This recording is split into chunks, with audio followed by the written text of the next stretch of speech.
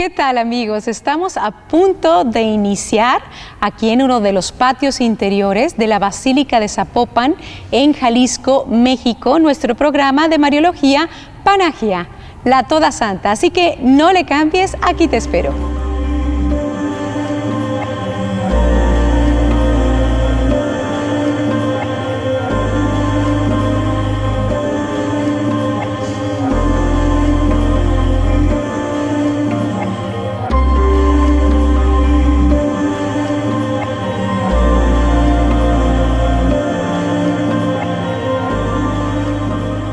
¿Qué tal? Estamos iniciando tu programa de Panagia, la Toda Santa, aquí en Luz Católica, María Visión. Te doy la más cordial bienvenida, soy Brenda del Río. Y bien, pues el día de hoy vamos a hablar de las mujeres del Antiguo Testamento, algunas de las mujeres esposas de los patriarcas. Y vamos a ver cómo desde siempre nuestro Señor ha elegido la maternidad para ir conduciendo a su pueblo, para ir trayendo personajes muy importantes, para, hacer crecer la humanidad y así su proyecto de vida sobre la tierra. Bueno, el día de hoy vamos a partir de la figura de Rebeca, y vamos a remitirnos a Génesis 25, versículo 20, y dice así: Isaac tenía 40 años cuando se casó con Rebeca, hija de Batuel, el arameo de Mesopotamia y hermana de Labán. Isaac oró al Señor por su mujer, porque era estéril. De nuevo, tenemos a una mujer estéril, como lo hemos comentado en otros de nuestros programas. La esterilidad estaba relacionada con el pecado, era como una maldición no poder tener hijos y una bendición poder engendrar muchos hijos.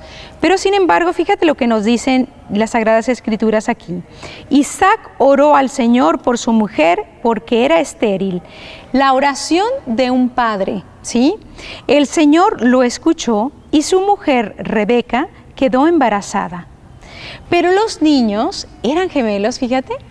Los niños se agitaban en su seno y ella se dijo: si es así, ¿qué va a hacer de mí? Yo creo que ella pensó, de tanta agitación que sentía en su vientre, esta mujer Rebeca, pensó: tal vez voy a tener un parto prematuro, van a morir los niños, voy a morir yo. Recuérdate que ellas vivían en tiendas de campaña, que eran pueblos nómadas, y pero en los cuales se iba desenvolviendo la historia de la salvación, ¿sí? La historia del pueblo de Dios. Dice: si es así, ¿qué va a hacer de mí? Y fue a consultar al Señor. Ella se puso en oración.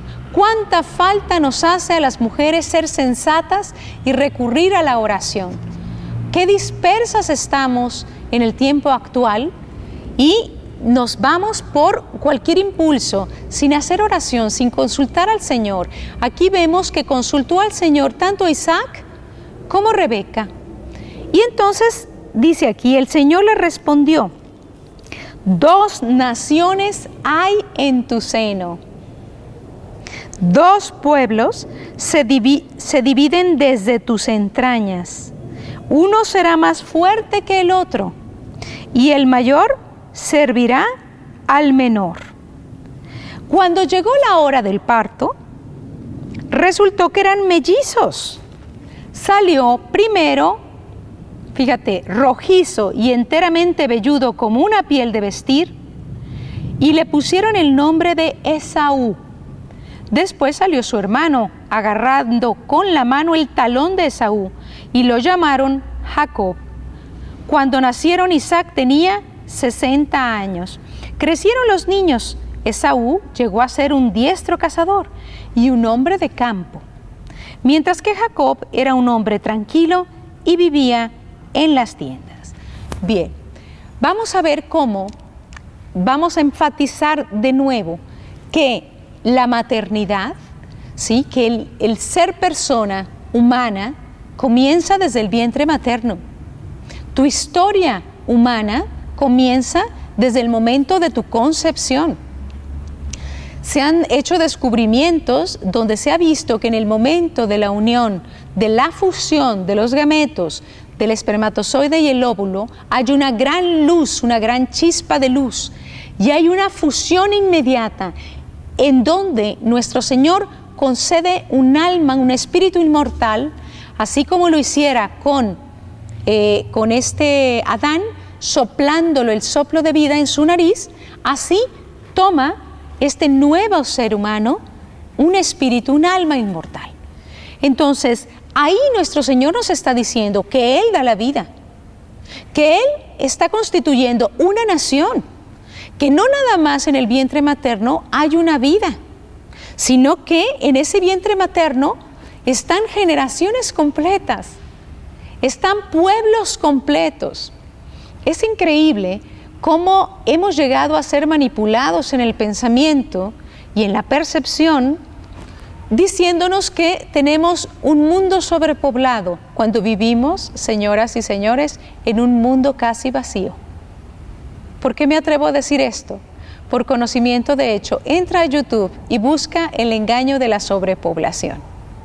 Y nos han metido en la cabeza que el máximo depredador de esta tierra es el ser humano y que hay que tenerlo a raya, porque él es el que hace que haya sobrecalentamiento global, que haya tantas calamidades. Ciertamente, muchos seres humanos hemos sido descuidados, hemos sido ingratos con nuestro Señor y no hemos respetado la maravilla de la naturaleza, que también fue creada por Dios. Primero Dios en el Génesis crea el contexto humano, el nido humano, el receptáculo del hombre, y crea la maravilla de la naturaleza. Entonces, destruirla, usarla sin responsabilidad, es una afrenta contra Dios mismo, ¿no? Y contra nosotros, porque al final estamos entrelazados con la naturaleza y está hecha para nosotros, para mantenernos con vida y mantenernos sanos. Sin embargo, nos dicen que el hombre es el máximo depredador y nos han metido esta historia de la sobrepoblación, pero también haciéndonos ver que tenemos que mantener a raya el crecimiento poblacional. Y hemos llegado a tal medida que hay videos en internet donde se ven así como si fueran aviones de guerra, como si de estas cigüeñas que traen bebés y que las bombas que arrojan son los bebés sobre el mundo. Pero ¿cómo es esto? Atrás de esto está Satanás con su cultura de muerte, aborreciendo toda imagen viviente de Dios. ¿Por qué? Porque Satanás no la toma contra las focas, ni la toma contra las ballenas, ni contra los pingüinos, que no debemos jamás atentar contra su vida y ser crueles en lo absoluto, porque somos hijos de un Padre amoroso, de un Dios lleno de amor y de misericordia.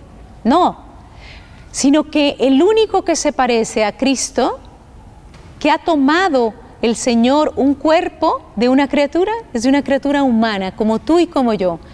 ¿Quieres saber cómo es la semejanza de Dios? Mírate en el espejo. Esa es la imagen viva de Dios. Cada bebé que se forma en el vientre de su madre es una imagen viva de Dios, inocente, que ni siquiera ha cometido un pecado personal. Tiene sí la culpa original, que va a ser lavada con el bautismo, pero Satanás nos hace creer que aquello y engaña a la mujer es un cúmulo de células, ¿sí? Cuando el bebé tiene 7 semanas de gestación, su corazón late a 135 veces por minuto, tiene su propia tipo de sangre, ya tiene actividad eléctrica en su cerebro. A las 8 semanas ya tiene rasgos faciales que incluyen boca, lengua, párpados. Ya tiene inclusive sensibilidad en sus pequeñas palmas de las manos. Y ese bebé no está desenlazado de todo el futuro de la humanidad. Allí yace, como lo dice las Sagradas Escrituras, en el Génesis capítulo 25, versículo 20, 21, 22, 24, hasta el 27, que crecieron estos niños y que estos niños significaban 2 naciones, 2 pueblos totalmente distintos.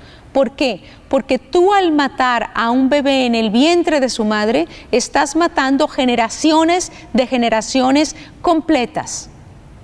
¿Sabes para que tú hayas venido a la existencia cuántas cosas tuvo que hacer nuestro Señor? Que se encontraran tus abuelos, tus bisabuelos, que estuvieran en tal lugar a tal hora, para que se conocieran y engendraran a tus abuelos. Y los 4 abuelos, déjame decirte, que estuvieran en tal lugar, en tal circunstancia, se conocieran y pudieran engendrar a tus padres. ¿Qué tuvo que pasar para que tus padres se conocieran? Algunos de ustedes tienen sus padres de un país y su madre de otro país. ¿Y en qué momento coincidieron para que se enamoraran y tú vinieras a la existencia? Todas estas coincidencias divinas, ¿sí?, nos hablan de que Dios te ha pensado desde toda la eternidad y que aquel bebé, sea cual sea la circunstancia en la cual haya sido concebido, significa un montón de seres humanos, de familias humanas, de relaciones humanas que se van a dar. Entonces, a comprender a través de las Sagradas Escrituras cómo la Escritura se va narrando, ¿sí?, a través de nacimientos y de partos milagrosos, como Rebeca, de ser estéril, de ella nace Esaú, pero al mismo tiempo también nace el otro hijo suyo que se llama Jacob y de la cual desciende el pueblo de Dios. Dice, crecieron los niños, Esaú llegó a ser un diestro cazador y un hombre de campo, mientras que Jacob era un hombre tranquilo y vivía en tiendas.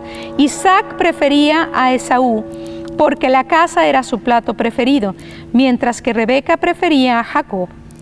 Un día que Jacob se había preparado un guiso, Esaú, que regresaba del campo muy cansado, le dijo a Jacob, dame de comer eso rojizo que tienes ahí, estoy agotado. Jacob respondió, véndeme primero tus derechos de primogénito. Esaú dijo, estoy que me muero. ¿De qué me sirven los derechos de primogénito? Jacob insistió, júramelo antes. Esaú se lo juró y vendió a Jacob sus derechos de primogénito. Entonces Jacob le dio pan y el guiso de lentejas. Esaú comió y bebió, después se levantó y se fue. Así malvendió Esaú sus derechos de primogénito. Entonces Isaac le da su bendición ¿a quién? A Jacob. Vamos a ver otra de las historias de las mujeres del Antiguo Testamento. Por ejemplo, Raquel. Raquel fue la esposa de Jacob y es la madre de las tribus de Israel. Madre de José. José es vendido como esclavo por sus hermanos y va a parar ¿en dónde? En la corte del faraón. Pero le sirve al faraón para predecirles tantas y tantas cosas, ¿no? Que tenía que saber ese pueblo, esa comunidad, para no morir, porque venían años en los cuales, por supuesto, iba él a sufrir, ese pueblo, pues mucha sequía y mucha escasez. Bueno, tenemos a 4 mujeres muy importantes en el Antiguo Testamento para la liberación de ese pueblo, y hay que aferrarlas bien. ¿Quiénes son? La partera en el tiempo en el cual nació Moisés.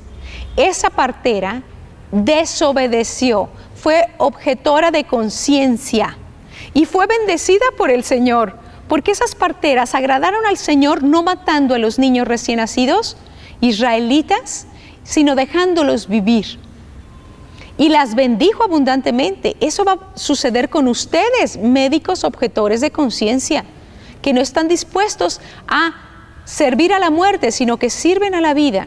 Eso va a suceder con ustedes, políticos, legisladores, que legislan a favor de la vida y que se oponen a institucionalizar el aborto, la matanza de los más indefensos, de los ciudadanos de su país. Eso va a suceder con el presidente que se oponga a la masacre de indefensos en el vientre de su madre. ¿Qué está defendiendo? Está defendiendo a la nación. La nación viene de nacer. ¿Y de dónde se nace? De un vientre materno. Cada vez que está naciendo una niña, un niño, está naciendo México, está naciendo Perú, está naciendo Chile, está naciendo República Dominicana, está naciendo los Estados Unidos. Al matar a un bebé en el vientre de su madre, que es un crimen, se está matando a ese país. Entonces, ¿qué se dio? 4 mujeres actuaron con su propia naturaleza de protectoras de la vida, como Eva, que era la vivificadora y que fue engañada, como tantas estamos siendo engañadas y actuando en contra de nosotras mismas. Cuando te dan el derecho de hacerte daño, te están manipulando. Entonces, ¿quién más actuó y salvó a Moisés, el libertador del pueblo? Lo salvó su madre, que lo escondió durante 3 meses. ¿Quién más lo salvó? Miriam. ¿Quién más lo salvó? También Séfora. ¿Sí? Séfora era su madre, la esposa de Moisés. Jocabe era la madre de Moisés. ¿Sí? La madre y 4 mujeres. La princesa lo resguardó, no permitió que lo matara su padre, el faraón. Cuando existen mujeres, varones, que protegen la vida, a pesar de que se les permite la matanza del inocente, como sucedió en ese tiempo en Egipto, nuestro Señor, con su gracia, duplica, multiplica a ese pueblo y saca a un libertador y lo libera. ¿Qué sucedió? Le vinieron plagas a Egipto. Las plagas de Egipto, primero que hicieron, mataron ¿a quiénes? A los primogénitos de esa nación, de los egipcios. A los primogénitos también de los animales. Escuchen esto. Cómo estamos vinculados también con la naturaleza, con lo que Dios ha creado. Y murieron los primogénitos de todos los ganados. Murieron los primogénitos ¿de quién? De todas las familias israelitas, inclusive el hijo del faraón. Esto puede pasarles a ustedes, los nuevos faraones. ¿Quiénes son? Estos gobiernos que traman la erradicación de ciertas culturas y ciertas razas a través del aborto. Y a través de este paquete que se presenta como si fuera de cada país, pero que es una maquinación del poder mundial que quieres acabar con nuestras razas. Y en el nombre de Jesús te lo digo, te va a suceder lo mismo que al faraón. ¿Y qué has tramado y qué tramas? Que cada uno de los países pobres, por el dinero que tú le prestas, metan eutanasia. ¿Qué más? Anticoncepción. ¿Qué más? Que metan el aborto. ¿Qué más? Que metan las uniones de parejas del mismo sexo, que no dan hijos. 2 mujeres no dan hijos. 2 hombres no dan hijos. ¿Qué más? Que metan la marihuana. ¿Por qué? Porque también produce muertes y las relaciones antinaturales acaban en muerte y en desesperación. Pero ¿qué te va a suceder, gobierno mundial, si tú continúas haciendo esto? Va a suceder que las plagas llegarán a tus propias familias. Pero ¿qué dice el Señor en las Sagradas Escrituras? Que ese pueblo que fue sometido por capataces a trabajos durísimos, que trabajaban haciendo ladrillo, que trabajaban en los campos, llenando las arcas del faraón, pueblos maquiladores, ¿sí? Que les pagaban una nada por su empleo, que por su cansancio, por sus tantas horas, ese pueblo fue bendecido por la mano del Señor, por su gracia, como lo va a hacer con cada pueblo latinoamericano, que se oponga al aborto, que se oponga a la eutanasia, que se oponga a lo que son relaciones antinaturales, que no agradan al Señor y que acaban en desesperación y muerte. ¿Qué va a pasar? Que pueden llegar momentos en los que esos países que han tramado contra países pobres esta maquinación de muerte, les puede venir la ruina. Y yo veo a la Europa que está envejecida y que ha tramado tantas cosas y ha prestado tanto dinero a África Central, a Latinoamérica, al Caribe, a grandes y altos intereses, que el Papa Juan Pablo II les dijo: condonen la deuda a estos países, jamás van a poder salir de esto. Y dicen: te presto más si impones el aborto, te presto más si tú impones las uniones que no son naturales. Te presto más si pones la ideología de género y perviertes a tus niños desde que son pequeños. Estas imágenes vivas de Dios que sean corrompidas. ¿Te fijas cómo la cultura de muerte va siempre en contra de la vida? La cultura ante Dios, la cultura de tiniebla, utiliza siempre estas argucias en contra de la vida, en contra de la familia y el matrimonio, creación de Dios, revestimiento, nido de cada ser humano. ¿Dónde va a ser el receptáculo del ser humano sino en una familia que lo ama de manera incondicional? ¿Quién más dio a luz y es una esposa de un patriarca? Sara. ¿Quién más da a luz? Y bueno, déjame decirte que estas 4 mujeres permitieron la liberación de ese pueblo, ¿no? Ese pueblo que había hecho alianza con el Señor.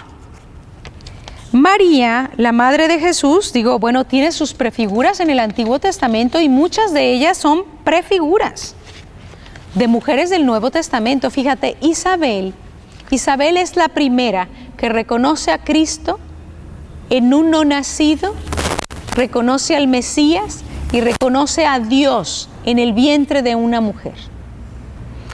Un no nacido que fue Juan reconoce también a Jesús en el vientre de María Santísima. Las dos serían consideradas embarazos de alto riesgo en este momento de la historia.